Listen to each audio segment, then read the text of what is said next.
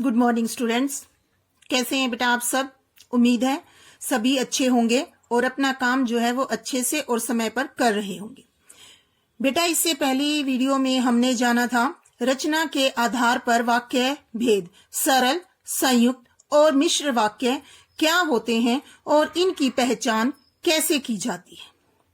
ठीक है, आज हम जानेंगे कि मिश्र वाक्य के आगे जो भेद होते हैं, ठीक है, या ये कह सकते हैं कि मिश्र वाक्य में हमें प्रधान उपवाक्य और आश्रित उपवाक्य अगर छांटना है तो वो हम कैसे छांटें, उसकी आसान सी पहचान क्या है जिससे हम ये पता लगा सकें कि मिश्र वाक्य में प्रधान उपवाक्य कौन सा है और आश्रित उपवाक्य कौन सा है। जैसा कि नाम से ही स्पष्ट है, जो प्रधान उपवाक्य होता है एक उपवाक्य तो स्वतंत्र उपवाक्य होता है तथा शेष उपवाक्य स्वतंत्र उपवाक्य पर आश्रित रहने के कारण आश्रित उपवाक्य होता है। तो कहने का मतलब क्या है कि स्वतंत्र उपवाक्य को हम क्या कहेंगे? प्रधान उपवाक्य कहेंगे, और जो उस पर निर्भर होगा उसको हम क्या कहेंगे? आश्रित उपवाक्य। ठीक है, आगे इतना आपकी समझ में। अब आगे दो उदाहरण दिए हुए हैं, उनको ध्यान से देखिए। पिताजी ने मुझसे कहा कि वे बहुत बीमार हैं। दूसरा वाक्य है जिसने नीली कमीज पहनी है उसे बुलाओ। अब हमें इस वाक्य में यह देखना है कि प्रधान उपवाक्य कौन सा है और हमारा आश्रित उपवाक्य कौन सा है। तो उसकी पहचान हम कैसे कर सकते हैं, इस चीज पर थोड़ा सा ध्यान दीजिए। जैसे हमें ये पूरा वाक्य दिया गया है, हमें ये पता है कि ये मिश्र वाक्य है, ये भी हमारा मिश्र वाक्य है, तो इसकी सीधी सी और सबसे अच्छी और जो पहली पहचान आप याद रख सकते हैं वो है कि इस वाक्य को आप सरल वाक्य में बदल लो। आ रहा है बेटा समझ में? इस वाक्य को आप सरल वाक्य में बदल लो। जो क्रिया अंत में रहेगी वो हमारा प्रधान उपवाक्य होगा। सेम इसमें भी यही चीज रहेगी कि जो आखिर में क्रिया बचेगी सरल वाक्य बनाने के बाद वो हमारा प्रधान उपवाक्य होता है। ठीक है, तो ये चीज जो है, कई बार ऐसे वाक्य आ जाते हैं कि बच्चों को पता नहीं चलता कि प्रधान उपवाक्य कौन सा है और आश्रित उपवाक्य कौन सा है। तो उसके लिए सबसे अच्छी पहचान यही है कि उस वाक्य को आप सरल वाक्य में बदल लो। जो क्रिया वाक्य के अंत में आएगी वही हमारा कौन सा होगा? प्रधान उपवाक्य।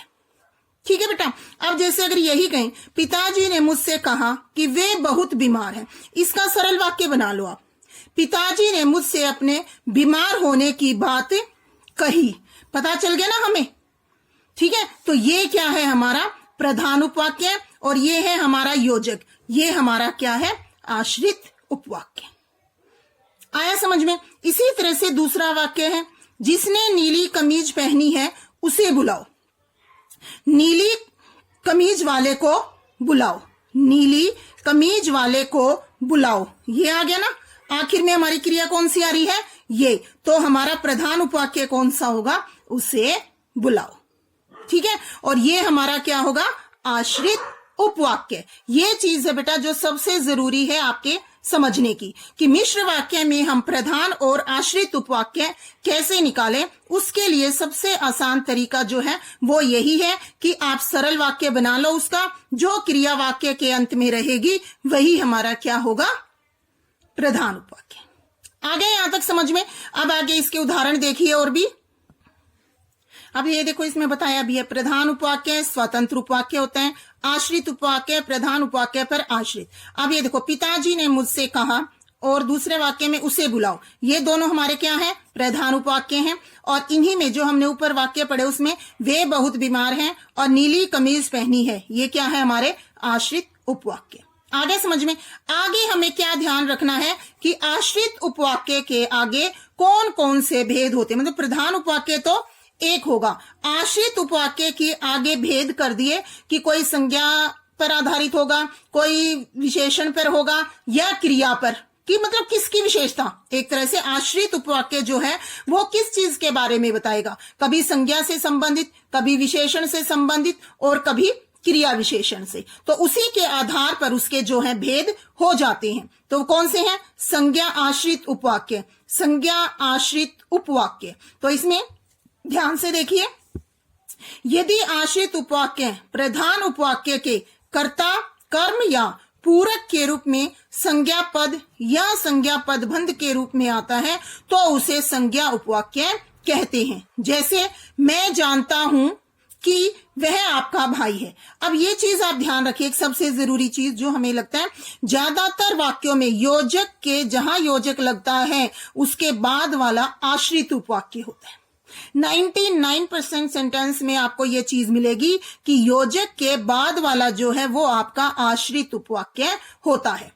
ठीक है। दूसरा, संज्ञा आश्रित उपवाक्य की पहचान है कि इसमें योजक की का प्रयोग होता है। की का होगा या इसके कोमा प्रयोग होगा, यही पहचान है इसकी। मतलब ज्यादातर सेंटेंस में की योजक का प्रयोग होता है, वो हमारा संज्ञा आश्रित उपवाक्य होता है। दूसरा, आपको यह भी ध्यान रखना है कि कर्ता, कर्म या पूरक के रूप में संज्ञा पदबंध या संज्ञा पदबंध के रूप में आता है तो वो हमारा क्या होगा, संज्ञा उपवाक्य। और पहचान के लिए मैंने आपको बता दिया। दूसरी जो पहचान मैंने अभी ऊपर आपको बताई थी आश्रित उपवाक्य और प्रधान उपवाक्य अलग करने की, उससे भी आप पता लगा सकते हो कि प्रधान उपवाक्य कौन सा बनेगा इसमें और संज्ञा आश्रित उपवाक्य कौन सा बनेगा। ठीक है, आगे यहां तक समझ में। अब दूसरा देखते हैं। इसके बाद अब हम पढ़ेंगे, दूसरा आता है हमारा विशेषण आश्रित उपवाक्य। विशेषण हमें पता है संज्ञा सर्वनाम की विशेषता बताने वाले शब्द विशेषण होते हैं। ठीक है, ये तो हमें पता है। यहां पर हम किस रूप में इसका प्रयोग करेंगे ये आपको अब ध्यान से समझना है। विशेषण उपवाक्य वे उपवाक्य हैं जो संज्ञा पद की विशेषता वैसे ही बताते हैं जैसे कोई विशेषण पद या विशेषण पदबंध बताता है। जैसे पिताजी ने वह मकान बेच दिया जो पुराना हो गया था। मकान की विशेषता है कि वो पुराना हो गया था। तो अब हमें यह देखना है, पिताजी ने वह मकान बेच दिया जो पुराना हो गया था। एक तो योजक का प्रयोग होगा, वो आपको पता है ही। अब आगे हम इसकी पहचान कैसे कर सकते हैं, ध्यान से देखिए। विशेषण उपवाक्य की पहचान के लिए प्रधान उपवाक्य के कर्ता पर कौन सी शब्द से प्रश्न कीजिए। उत्तर में मिलने वाला उपवाक्य विशेषण उपवाक्य होगा। इसमें कौन सा शब्द लगाकर प्रश्न किया जाए, पिताजी ने कौन सा मकान बेच दिया, तो क्या जवाब मिलेगा, जो पुराना हो गया था। यह विशेषण आश्रित उपवाक्य है। आगे समझ में। दूसरा, वही जो मैंने शुरू में आपको बताया कि आप इसको सरल वाक्य में बदल लो, जो क्रिया अंत में बचेगी वो हमारा प्रधान उपवाक्य होगा और जो बाकी बचेगा वो हमारा विशेषण आश्रित उपवाक्य बनेगा। ठीक है बेटा, आगे समझ में। दूसरा, इसके अतिरिक्त विशेषण उपवाक्य ज्यादातर जो, जिस, जिसमें, जिसने आदि अव्ययों से जुड़े रहते हैं। तो ये भी एक तरह से हमारी पहचान ही है कि ये शब्द जो है वो किस में आते हैं, हमारे विशेषण आश्रित उपवाक्य में। ठीक है, तो अब इसको एक बार आप बना के देखिए सरल वाक्य, और फिर देखिए कि आखिर में कौन सी क्रिया बचती है जिससे हमें पता चले कि ये हमारा प्रधान उपवाक्य है और ये दूसरा जो बचे वो हमारा आश्रित उपवाक्य। क्या बना इसका, पिताजी ने पुराना मकान बेच दिया। तो ये जो चीज है, पिताजी ने पुराना मकान बेच दिया, ये हमारा क्या है, प्रधान उपवाक्य, और ये हमारा क्या है, आश्रित उपवाक्य, विशेषण आश्रित उपवाक्य। आ गया समझ में। अब तीसरा जो है हमारा अंत में वो बनता है क्रिया विशेषण आश्रित उपवाक्य।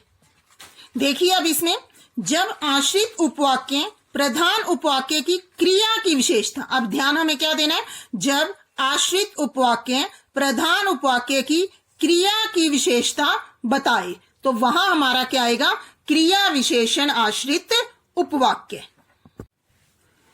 बताते हैं या जिनका प्रयोग क्रिया विशेषण की तरह होता है उन्हें हम क्या कहते हैं, क्रिया विशेषण उपवाक्य। जहां तुम जाओगे मैं भी वहीं आऊंगा।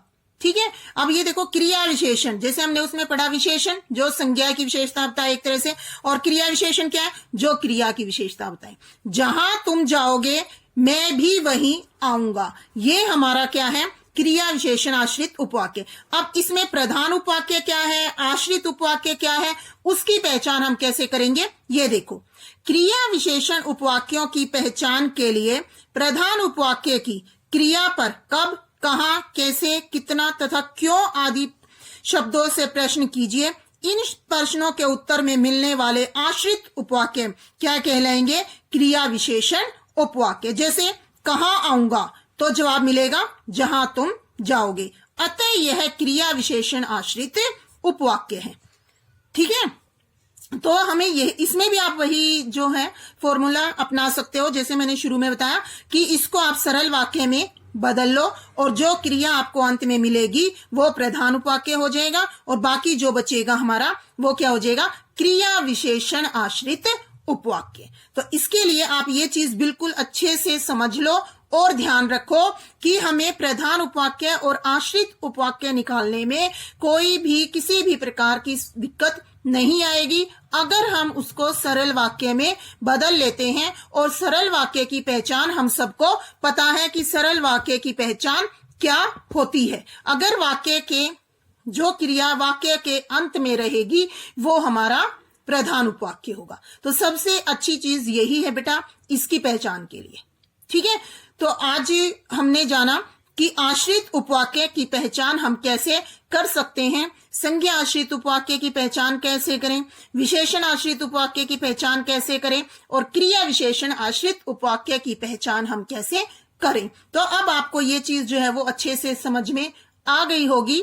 तो उम्मीद है मुझे अब वाक्य रचना के आधार पर वाक्य भेद, सरल, संयुक्त और मिश्र आपको अच्छे से समझ में आ गए होंगे। और आज हमने इस वीडियो में जाना कि मिश्र वाक्य में प्रधान उपवाक्य और आश्रित उपवाक्य हम कैसे पहचान सकते हैं और साथ ही साथ आश्रित उपवाक्य के आगे भेद, संज्ञा आश्रित उपवाक्य, विशेषण आश्रित उपवाक्य और क्रिया विशेषण आश्रित उपवाक्य की पहचान हम कैसे करें। उम्मीद है ये वीडियो आपके लिए काफी लाभकारी होगी और आपको ये पहचानने में अब आगे किसी भी तरह की कोई दिक्कत नहीं आएगी। ठीक है, तो अब एग्जाम्स आने वाले हैं आप लोगों के, तो अपना अच्छे से पढ़ाई करो बेटा, मेहनत करो खूब अच्छे से ताकि रिजल्ट जो है वो आपका बहुत अच्छा आए। ठीक है, all the best, thank you, have a nice day.